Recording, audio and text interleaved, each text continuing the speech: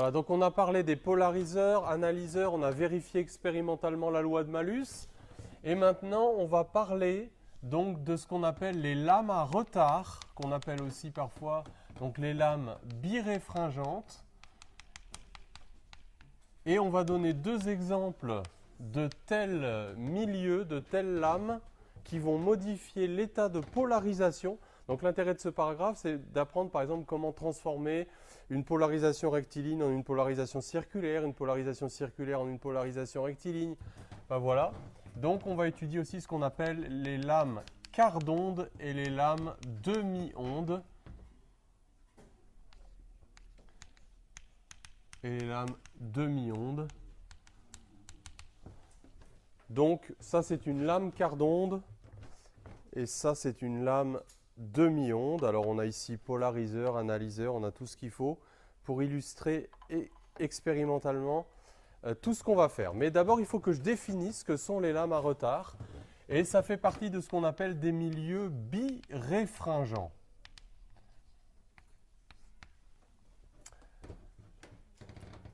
Alors avant de faire ça, on va peut-être faire une petite introduction très simple sur la propagation d'une onde électromagnétique dans un milieu d'indice n.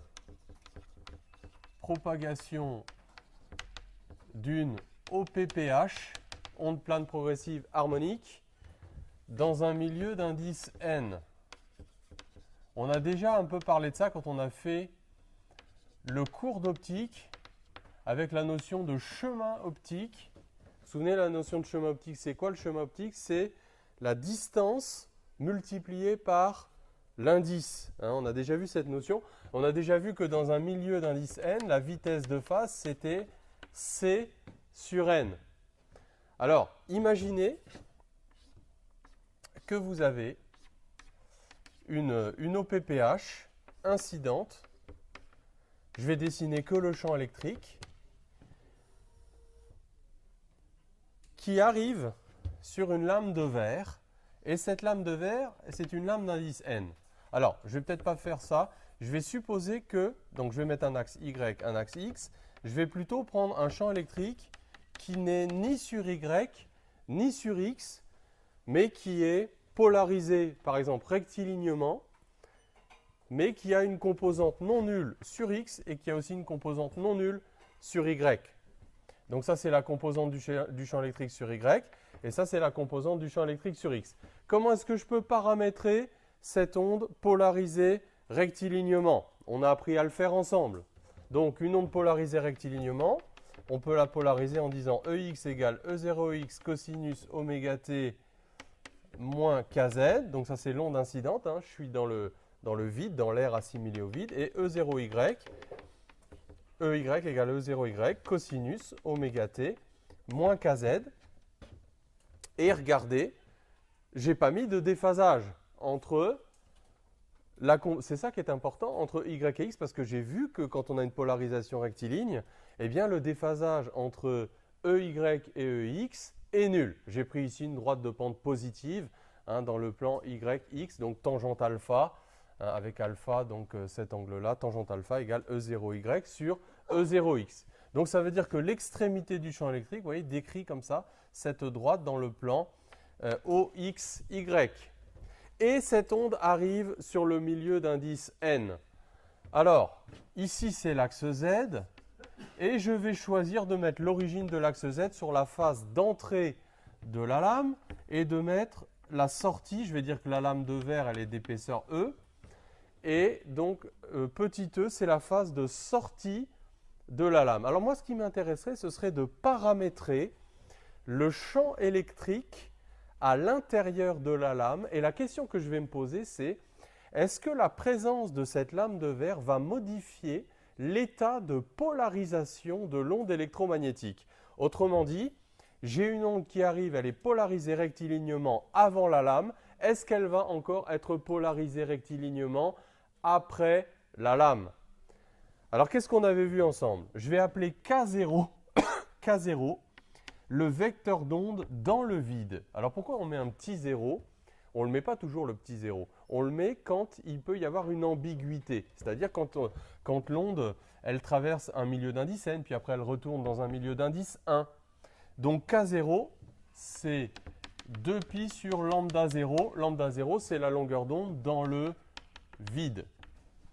Alors, est-ce que vous vous souvenez ce qui se passe quand une onde traverse un milieu d'indice n? Formellement, K, on l'a vu dans le cours d'optique, K0 va être remplacé par n fois K0, qu'on appelle généralement petit k tout seul. Donc vous voyez l'importance de mettre le petit 0 quand on n'est pas dans le milieu d'indice n, parce que maintenant quand on est dans le milieu d'indice n, donc on ne met plus le petit 0. Et ça, c'est 2pi sur lambda.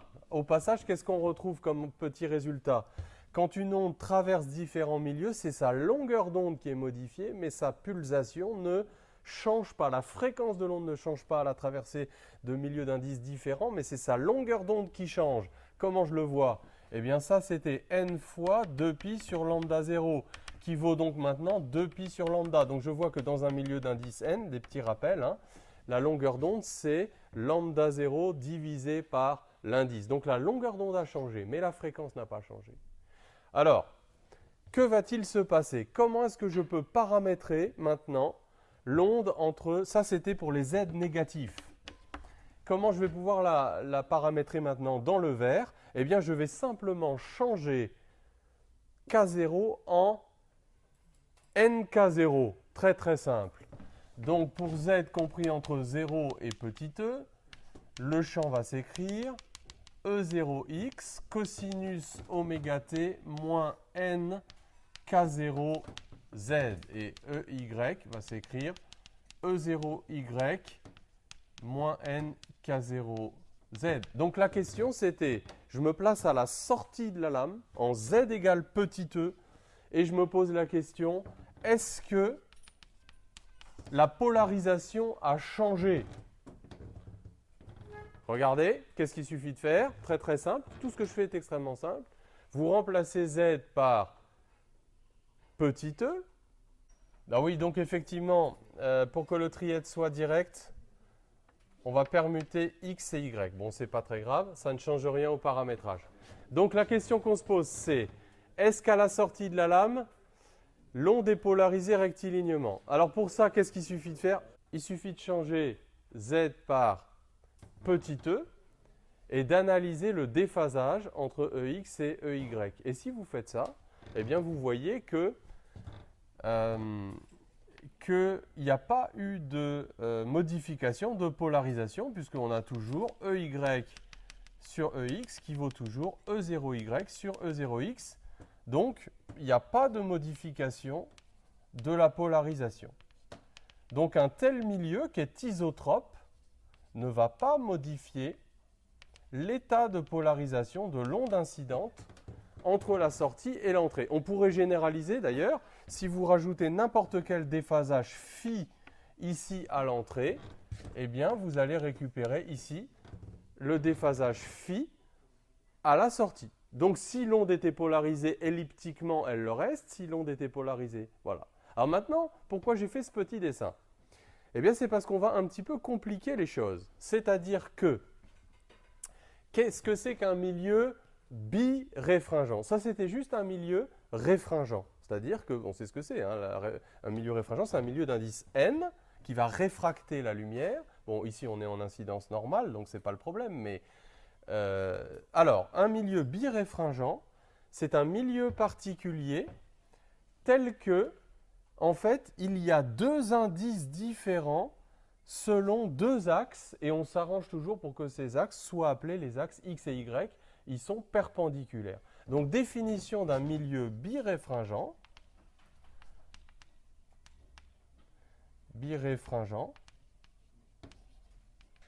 Donc, on a deux valeurs de l'indice, nx et ny, qui sont différentes selon ce qu'on appelle les lignes neutres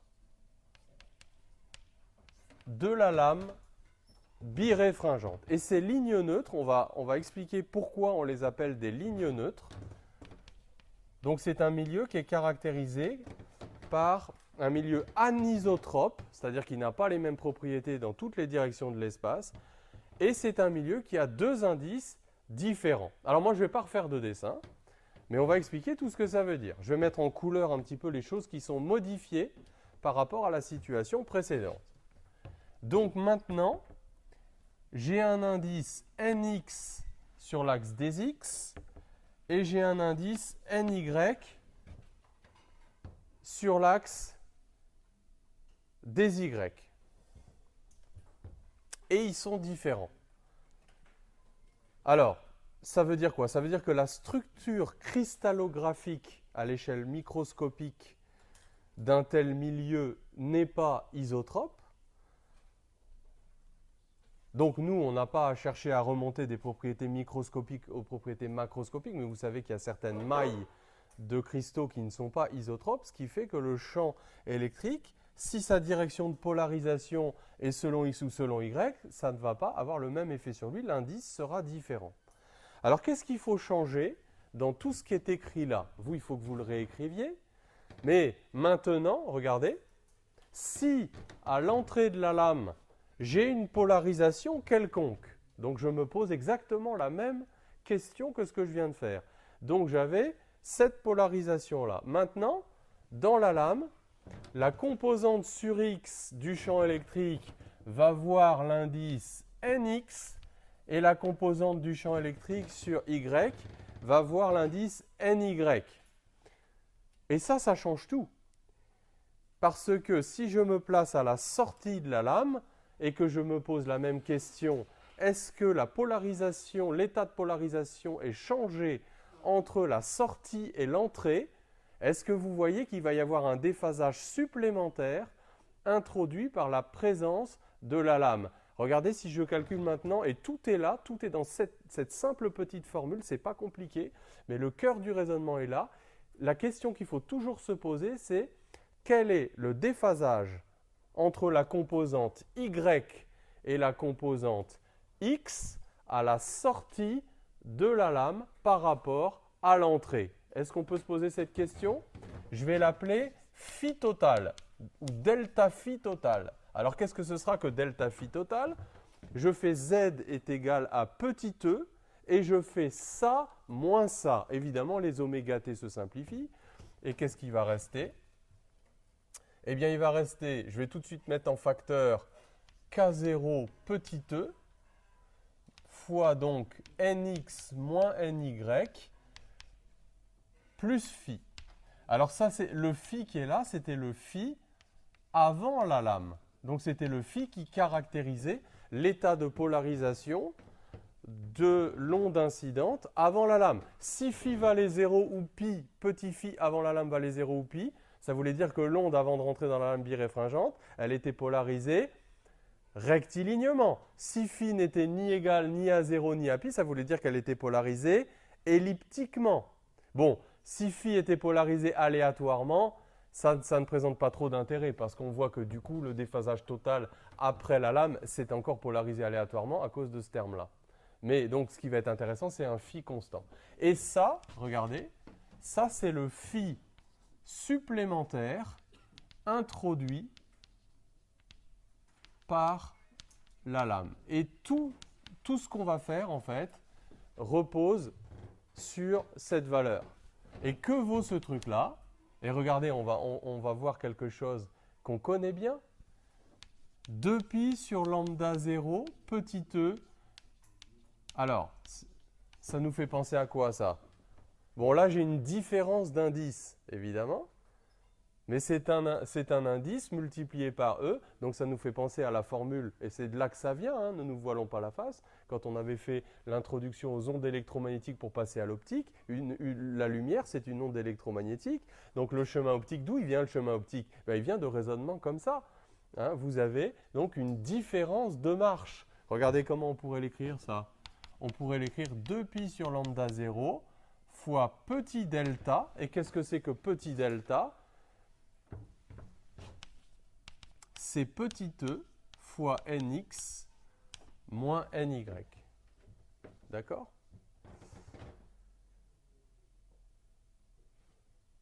c'est la différence de marche, vous pouvez le noter à côté, on ne confond pas déphasage et différence de marche, c'est la différence de marche introduite entre la composante sur X du champ électrique et la composante Y du fait que les deux lignes neutres n'ont pas le même indice et que c'est un milieu biréfringent. Est-ce que vous avez compris? C'est ça le cœur du truc, hein? C'est ça, j'allais dire, le point le plus important de ce qu'on fait dans ce cours et probablement le point le plus délicat, mais c'est ça qu'il faut avoir compris. Qu'est-ce que je retrouve de façon évidente avec cette formule?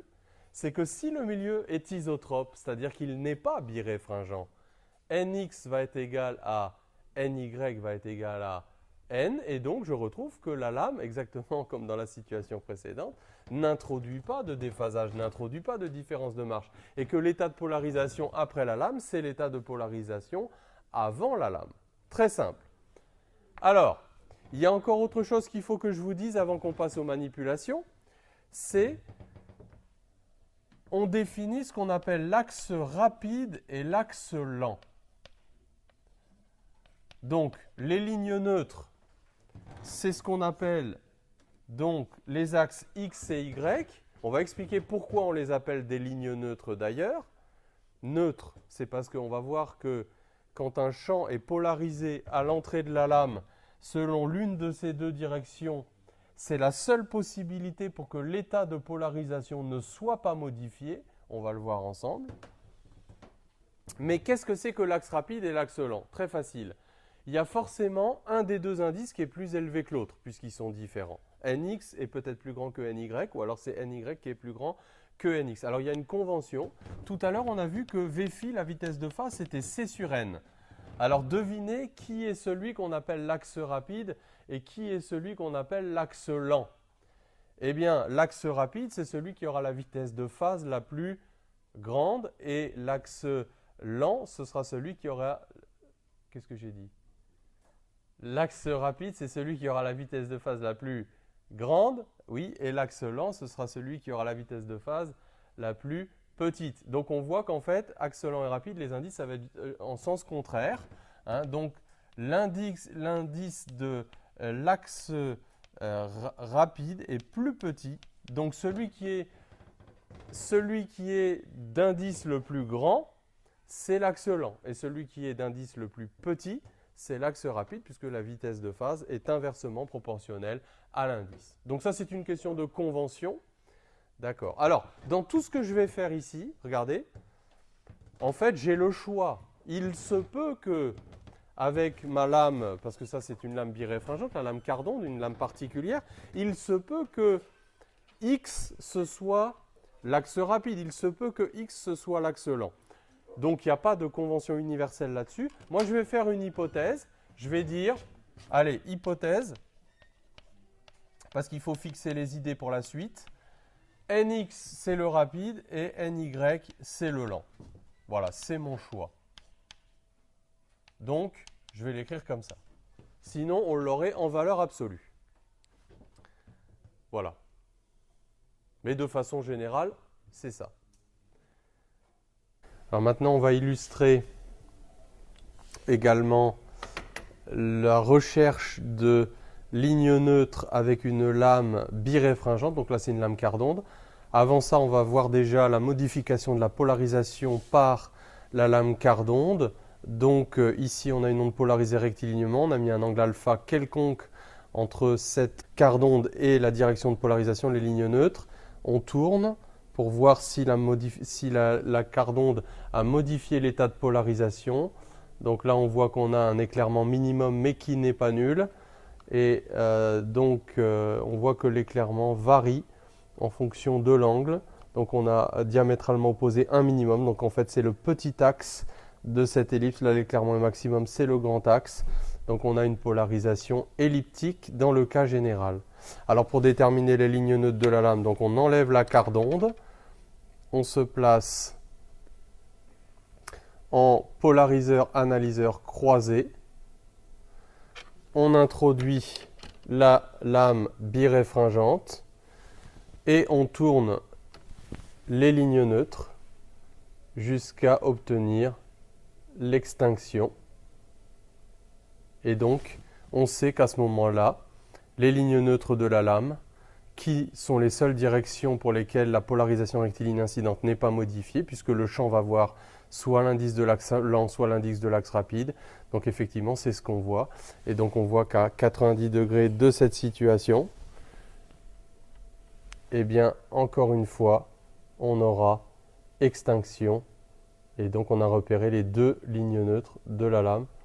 Alors maintenant, on va définir ce qu'on appelle les lames quart d'onde et les lames demi-onde. Parce que ça, je ne l'ai pas fait.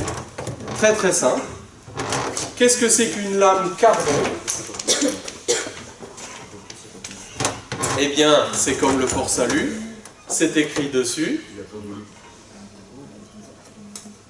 Une lame quart d'onde, c'est une lame qui introduit une différence de marche, alors je vais la mettre en valeur absolue, de lambda 0 sur 4. C'est-à-dire que cette différence de marche-là, introduite par la lame biréfringente, c'est lambda 0 sur 4. Alors il faut que vous sachiez tout de suite jongler, comme en optique, entre les différences de marche et les déphasages. Si la différence de marche, c'est lambda 0 sur 4, que vaut le déphasage associé? Qu'est-ce qu'il suffit de dire? Alors, je parle là du déphasage supplémentaire introduit par la lame, bien entendu, donc uniquement ce truc-là. Donc, il faut que vous sachiez directement passer au phi introduit par la lame.